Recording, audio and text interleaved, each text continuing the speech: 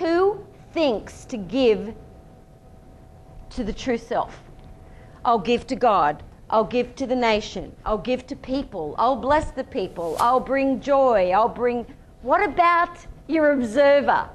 Your divine spirit that is waiting patiently with love. Can you imagine thousands and thousands of lifetimes? Here we go. Woo! Human body. Now we'll do the divine destiny that we're here to do. Hey, what's on television, love? I don't know, give us a can, will you? Oh, child here, can't do it. You can imagine what I was going to say.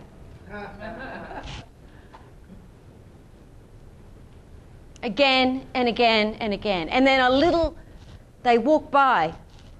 Something happens. They feel something. They start feeling awakened. Some sort of spirit within them. It doesn't matter what it is. They might have gone to a movie and they walked out and they went, I feel like I'm in a different dimension. What just happened?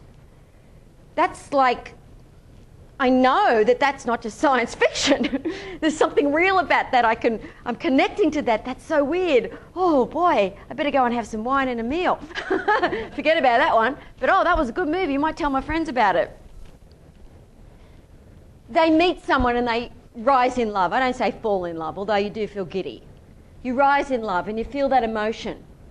What do you think that is? Do you think romantic love is romantic love and just... What is chemistry? What is it when... Do you think it's just hormones?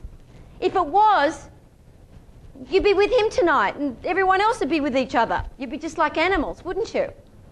Rooting around in the grass like rabbits. But there is some sort of chemistry, some sort of emotional... When someone understands, whether it is they understand your belief in the environment, they share some sort of bond with you. But it's more than that. It's at a spiritual soul level. It's the spirit within you speaking to the spirit within me. And that is love. And what is that but an extension of the divine? So here we have this eternal, pounding, humming, beautiful ecstasy all the time, everywhere, just pounding and bringing light into all of these beings, not just on this world plane, but everywhere.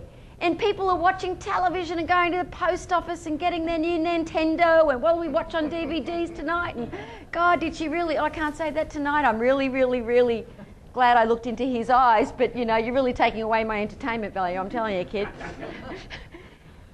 And then we have this spirit, this holy spirit, this holy light, which is an extension of this throbbing, eternal, blissful, supreme love, omniscient, supreme wisdom. And it is connected to this by a thread. And we have all of this light and all of this empowerment just waiting to burst forth and bless everyone and everything it comes in contact with. This is an electrical outlet. It is literally an electrical outlet for the divine. So why don't some prayers get answered and some do? Because you're not connected yet. You haven't awakened. The observer's awake. This Holy Spirit is always awake, but we're not connected to it. You know, we've spoken before those... I'm going to have to speak about things that some of you may not have heard before because there are people that have come a few times. But you have these like divine electrical currents coming through your brain. Some of you have talked about it after you've come to my events and the dizziness. And that is the holy light. It is a divine electrical current awakening this 1,000-petaled lotus, which is the brain. And we've talked about the ethereal body, but let's just get down to looking at it in a human, intelligent way. And it awakens different portions of the brain. And when we then get a message, There's no emotion involved in what people call intuition. It's just there. And you know exactly what to do, when to do it, and when not to do it. Even if someone said that is the most illogical thing in the world, you trust. Even if the whole world is against you in your decisions, you trust. And I have done that over and over again and had many people against what I was going to do. And went and basically lived like a hobbit, I was going to say because I'm short, but my habit, past life habits, many of them. And you say, okay, I've got to wait, because I didn't wait and it nearly killed me.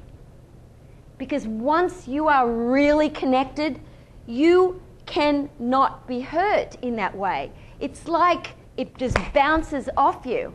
But when it needs to come through to help heal somebody, it does. It doesn't just heal, it transforms at the molecular level, at the cellular level. So the blueprint, which is the original divine blueprint, is awakened.